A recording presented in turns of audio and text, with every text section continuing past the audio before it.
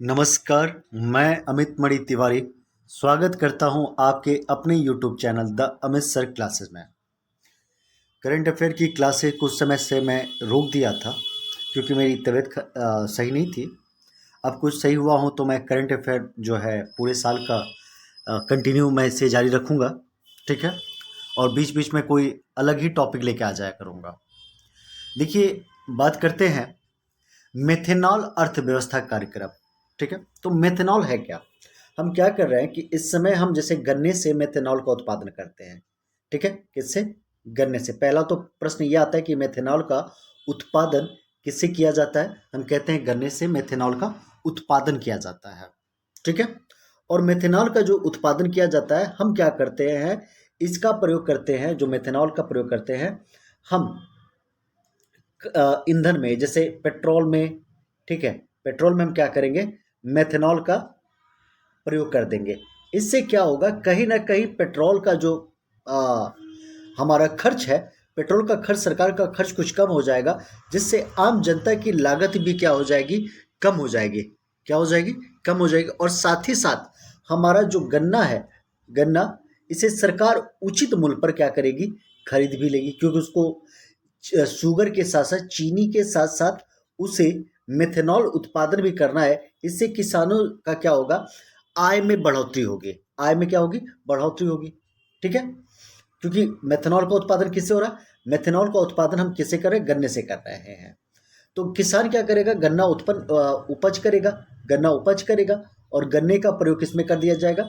Methanol में, ठीक है। तो अभी हाल ही में नीति आयोग ने मेथेनॉल अर्थव्यवस्था कार्यक्रम जारी किया है, ठीक है। तो आपसे प्रश्न ये आएगा कि मेथेनॉल अर्थव्यवस्था कार्यक्रम किसने जारी किया है?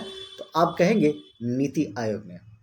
अब बात करें कि पहली बार, ठीक है, इस मेथेनॉल आधारित कुकिंग कार्यक्रम का शुभारंभ शुभारंभ किसने किया था, यानी शुरुआत किसने किया था, ठीक है। तो कहते हैं कि 2018, अक्टूबर 2018 में असम पेट्रोकेमिकल्स के द्वारा एशिया के पहले कनस्टर आधारित मेथेनॉल कुकिंग कार्यक्रम का क्या किया गया था? शुभारंभ किया गया था, ठीक है।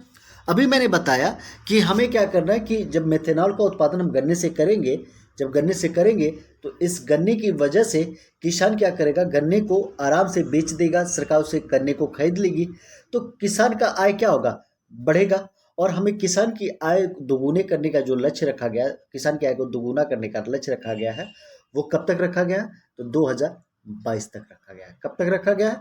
2022 तक, ठीक है। अब देखिए, इसी से आगे और बात करते हैं मेथनॉल से। तो उच्च राख वाले कोयले से मेथनॉल बनाने की जो क्षमता विकसित किया है, वो भारत हैवी इलेक्ट्रॉनिक लिमिटेड ने किया है, ठीक है। अब इसी में आगे अगर हम बढ़े, तो उच्च राख कोयले गैसीकरण आधारित मेथनॉल का उत्पादन संयंत्र कहाँ स्थापित किया गया है? तो हैदराबाद में स्थापित किया गया है। कहाँ पे स्थापित किया गया है? हैदराबाद। देखिए, उच्च राख वाले कोयले से मेथनॉल बनाने की क्षमता का विकास भारत हैवी इलेक्ट्रिकल्स लिमिटेड ने किया है, जबकि उच्च राख कोयला गैसीकरण आधारित मेथनॉल उत्पादन संयंत्र जो स्थापित किया गया है, वो किया गया है हैदराबाद में, ठीक है। अब चलिए आगे बात करते हैं। आगे हम बात करें तो अभी 2+2 वार्ता हुआ है भारत और ऑस्ट्रेलिया के बीच। भारत और ऑस्ट्रेलिया के बीच ये जो 2+2 वार्ता हुआ है, ये पहली वार्ता है। इससे पहले भारत और ऑस्ट्रेलिया के बीच कोई भी 2+2 वार्ता नहीं हुआ। अब 2+2 वार्ता है क्या? तो कहते हैं कि जब दो देशों के रक्षा मंत्री, ठीक है, दो देशों के रक्षा मंत्री और विदेश मंत्रियों की बैठक होती है एक साथ, उसे ही कहते हैं 2+2 वार्ता, ठीक है। 2+2 वार्ता।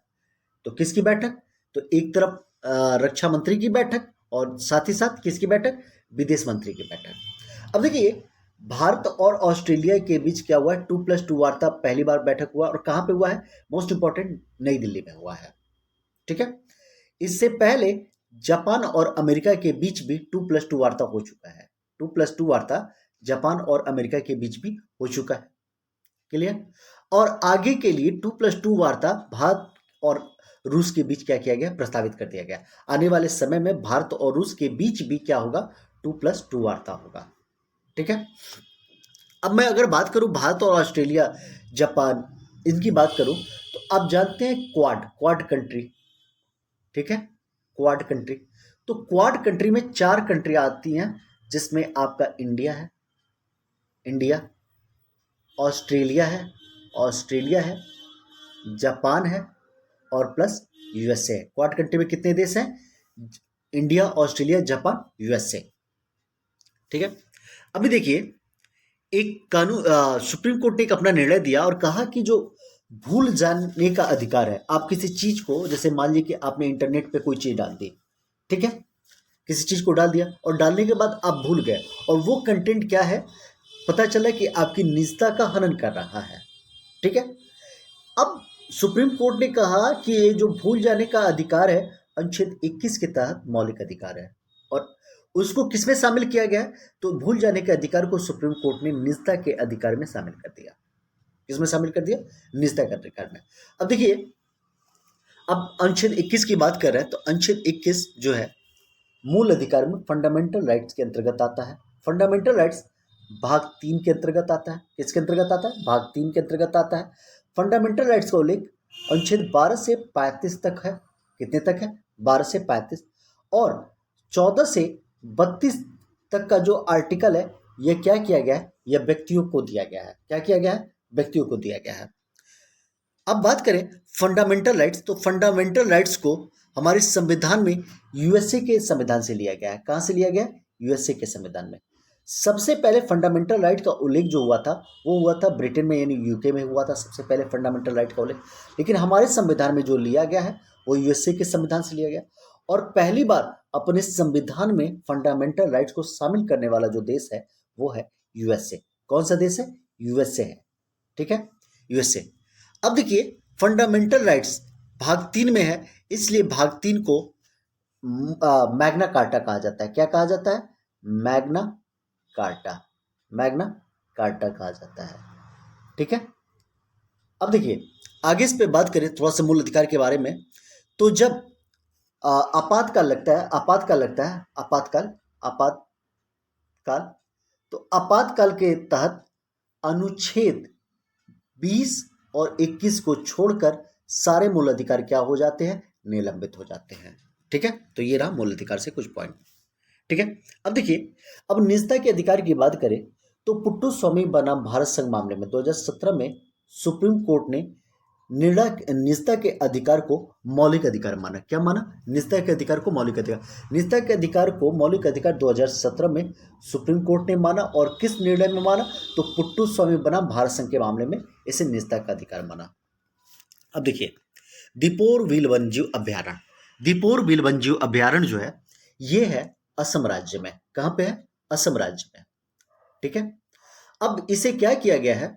इसे पर्यावरण, वन और जलवायु मंत्रालय ने इको सेंसिटिव जोन घोषित कर दिया है। अब इको सेंसिटिव जोन का मतलब होता है कि अगर यह जो क्षेत्र है, कौन? दीपोर वन्य जीव अभ्यारण्य, ये हो सकता है कि पर्यावरण दृष्टि से ये कहीं ना कहीं संकटग्रस्त होगा। क्या होगा?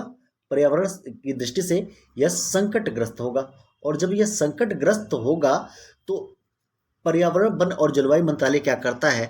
इसे इको सेंसिटिव जोन घोषित कर देता है। मान लीजिए कि ये रहा दीपोर व्हील, इसके चारों तरफ, एक सीमा के चारों तरफ एक इको सेंसिटिव जोन घोषित कर दिया गया। इसका मतलब हुआ कि आप इसके चारों तरफ मानवीय गतिविधियां क्या की गई है? बैन कर दी गई। अब यहाँ पर कोई भी व्यक्ति नहीं आ सकता, जिससे क्या होगा? ये जो अभ्यारण्य है, ये फिर क्या होगा? ये जो पर्यावरणीय संकट से जूझ रहा है, ये फिर अपने आप को रिकवर कर लेगा। ठीक है। तो eco sensitive zone, eco sensitive zone का जो कॉन्सेप्ट है, ये आया था 1986 में। कब आया था? 1986 में इको सेंसिटिव जोन का कॉन्सेप्ट। क्लियर? अब देखिए, जो दीपोर बिल है, ये असम की सबसे बड़े मीठे पानी की झील भी है। ठीक है, और असम का एकमात्र रामसर स्थल भी है। अब देखिए, रामसर जो समझौता हुआ था, वो हुआ था 2 फरवरी को। ठीक है, इसलिए हम 2 फरवरी को कई बार रामसर दिवस या आर्द्र भूमि दिवस के रूप में भी क्या करते हैं? मनाते हैं। ठीक है, तो ये रहा रामसर के बारे में। अभी देखिए, हाल ही में यूनेस्को ने क्या किया है? 5 देशों वाला बायोस्फीयर रिजर्व घोषित किया है। विश्व का प्रथम 5 देशों वाला बायोस्फीयर रिजर्व घोषित किया गया है, और ये जो बायोस्फीयर रिजर्व है, इसका नाम है मूरा द्रव्वा डेन्यूब बायोस्फीयर रिजर्व। क्या नाम है? मूरा द्रव्वा डेन्यूब बायोस्फीयर रिजर्व। इसकी घोषणा कौन की है? यूनेस्को ने किया है। अब इसे मूरा द्रवा डेन्यूब बायोस्फीयर रिजर्व को यूरोप का अमेजन भी कहा जाता है। क्या कहा जाता है? यूरोप का अमेजन। और ये यूरोप की सबसे बड़ी नदी संरक्षित क्षेत्र भी है। कौन? मूरा द्रवा डेन्यूब बायोस्फीयर रिजर्व। ठीक है। अब देखिए, जो मूरा द्रवा डेन्यूब बायोस्फीयर रिजर्व है, यह विस्तृत है ऑस्ट्रिया में, स्लोवेनिया में, क्रोएशिया में, हंगरी में और सर्बिया में। ठीक है, ये यहां तक क्या है? विस्तृत है। अब देखिए, आईयूसीएन वर्ल्ड कंजर्वेशन कांग्रेस 2020, तो इसकी बैठक हुई है, ये मर्सीले फ्रांस में हुई है। और पहली बार इसकी बैठक, जो आईयूसीएन वर्ल्ड कंजर्वेशन कांग्रेस की बैठक हुई थी, ये 1948 में आईयूसीएन की स्थापना के समय ही यूएसए में हुआ था। ठीक है।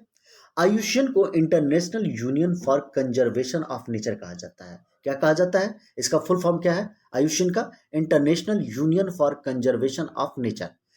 आईयूसीएन की स्थापना 1948 में हुआ था। इसका मुख्यालय जो है स्विट्जरलैंड में है। और ये रेड लिस्ट जारी करता है। कौन सी रेड जारी करता है? लाल सूची, यानी रेड लिस्ट। आपसे प्रश्न आता है कि रेड लिस्ट कौन जारी करता है, तो आप बताते हो आईयूसीएन जो है वो रेड लिस्ट जारी करता है। और इस रेड लिस्ट में को ये जो जारी करता है, इसे 9 श्रेणियों में ये क्या करता है? बांटता है। कितने श्रेणियों में बांटता है? 9 श्रेणियों में। क्लियर? अब आगे बढ़ते हैं। State of the world trees report. Trees मतलब वृक्ष। ठीक है, पूरे विश्व के जो वृक्ष हैं, इनकी रिपोर्ट जारी की गई है। और ये रिपोर्ट जो जारी किया गया है, ये किसके द्वारा जारी किया गया? तो बॉटेनिकल गार्डन्स कंजर्वेशन इंटरनेशनल द्वारा। ठीक है, जैसे हम कहते हैं VGCI। ठीक है ना, VGCI द्वारा क्या किया गया? State of the world trees report जारी किया गया है। ठीक है, और इस रिपोर्ट में बताया गया है कि विश्व के लगभग लगभग 1/3, लगभग 33%, यानी 34% प्रजातियां जो है वृक्ष की, वो विलुप्त होने के कगार पे हैं। कितने प्रतिशत? 34%। ठीक है, लगभग लगभग 34% प्रजातियां क्या है? विलुप्त होने के कगार पे हैं। ठीक है, तो ये जारी किया गया। अब बात करें बॉटेनिकल गार्डन्स कंजर्वेशन इंटरनेशनल की, तो यह क्या करता है? 100 से अधिक देशों के वनस्पति उद्यानों का प्रतिनिधित्व करता है। कौन? BCGI। और इसकी स्थापना जो हुई थी 1987 में किया गया था। कब किया गया था?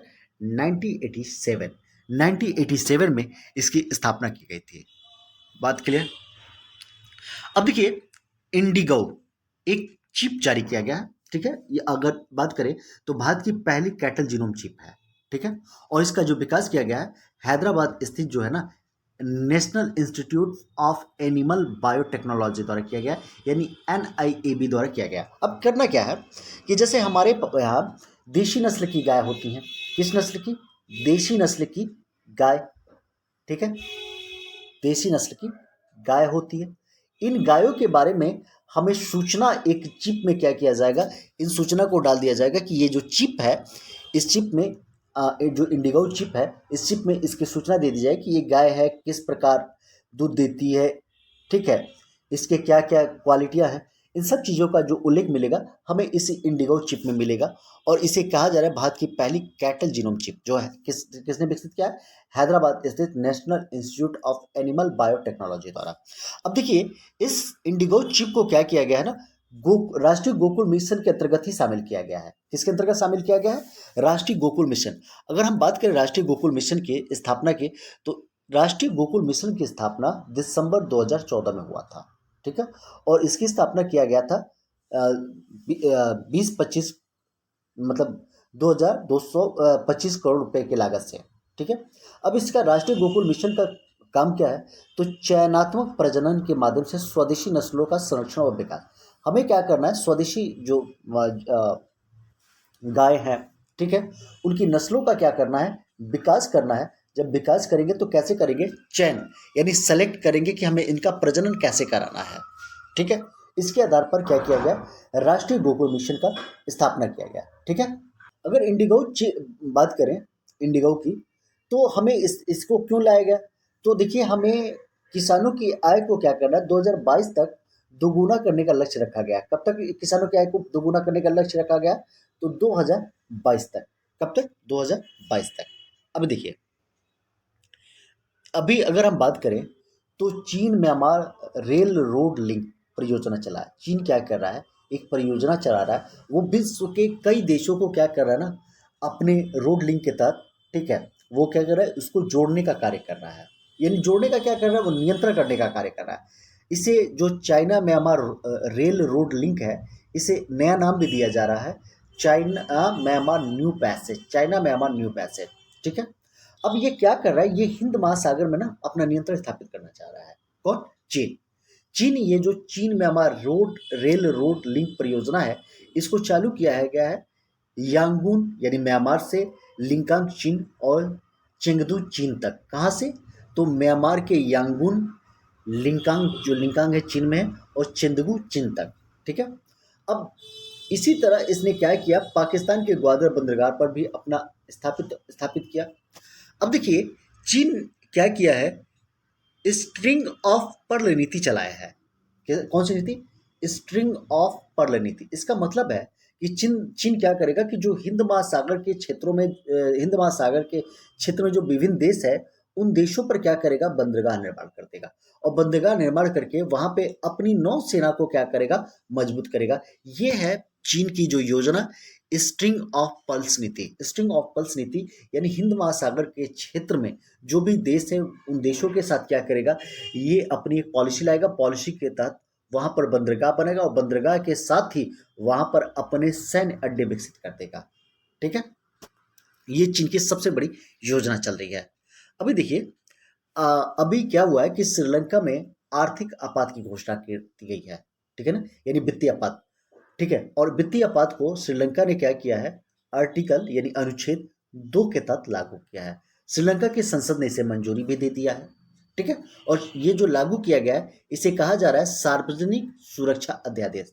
सार्वजनिक सुरक्षा अध्यादेश के तहत श्रीलंका ने क्या किया है, अपने यहाँ आर्थिक आपात की घोषणा कर दी है। अब देखिए हमारे यहाँ जो आपात लगता है, आर्थिक आपात, हमारे यहाँ जो इसे हम कहते हैं वित्तीय आपात, हमारे यहाँ वित्तीय आपात जो है अनुच्छेद 360 के तहत लगता है। किसके तहत लगता है? अनुच्छेद 360 के तहत। अभी तक हमारे यहाँ कभी भी वित्तीय आपात नहीं लगा है। देखिए अगर हम अपने यहाँ की आपात की बात करें, भारत में आपात की बात करें, तो भारत में आपात जो है, आपातकाल, ठीक है, जर्मनी के वीमर संविधान से लिया गया है। कहाँ से लिया गया है? जर्मनी के वीमर संविधान से, वीमर संविधान से लिया गया है, ठीक है। हमारे यहाँ जो आपातकाल लगता है, वो आपातकाल 3 प्रकार का आपात लगता है। एक आपात को कहते हैं राष्ट्रीय आपात, ठीक है। कौन सी आपात? राष्ट्रीय आपात, ठीक है। राष्ट्रीय आपात जो है अनुच्छेद 352 के तहत लगता है। किसके तहत लगता है? अनुच्छेद 352 के तहत लगता है। एक लगता है जिसे हम कहते हैं राष्ट्रपति शासन, राष्ट्रपति शासन, राष्ट्रपति शासन, ठीक है। और ये जो राष्ट्रपति शासन है, ये अनुच्छेद 356 के तहत लगता है। और एक लगता है जिसे हम कहते हैं वित्तीय आपात। क्या कहते हैं? वित्तीय आपात। और वित्तीय आपात जो है, ये वित्तीय आपात जो है, आपात जो भारत में अभी तक कभी नहीं लगा है, ये लगता है अनुच्छेद 360 के तहत। अब बात करते हैं हम आपात के बारे में कि आपात जो है, वित्तीय आपात है, राष्ट्रीय आपात है, या राज्यपाल शासन है। इन सबको लिया गया जर्मनी के वीमर संविधान से, ठीक है। और ये इसका उल्लेख है, जो आपात का उल्लेख है भारत में, भाग 18 में उल्लेख है। किसमें उल्लेख है? भाग 18 में। क्लियर? बातें क्लियर होगी। अब देखिए लास्ट पॉइंट, मिशन रोजगार योजना। उत्तर प्रदेश सरकार ने क्या किया है कि युवाओं को रोजगार देने के लिए, ठीक है, एक लक्ष्य रखा है कि हमें 50 लाख युवाओं को क्या करना है, रोजगार देना है। इसके लिए उत्तर प्रदेश सरकार ने क्या किया, मिशन रोजगार योजना चालू किया है। कौन सी योजना चालू किया है? मिशन रोजगार योजना, ठीक है। तो मैं उम्मीद कर रहा हूँ कि ये करंट अफेयर आपको समझ में भी आया होगा और आपके एग्जाम के लिए बहुत ज़्यादा हेल्पफुल होगा, ठीक है। तो आज के लिए धन्यवाद।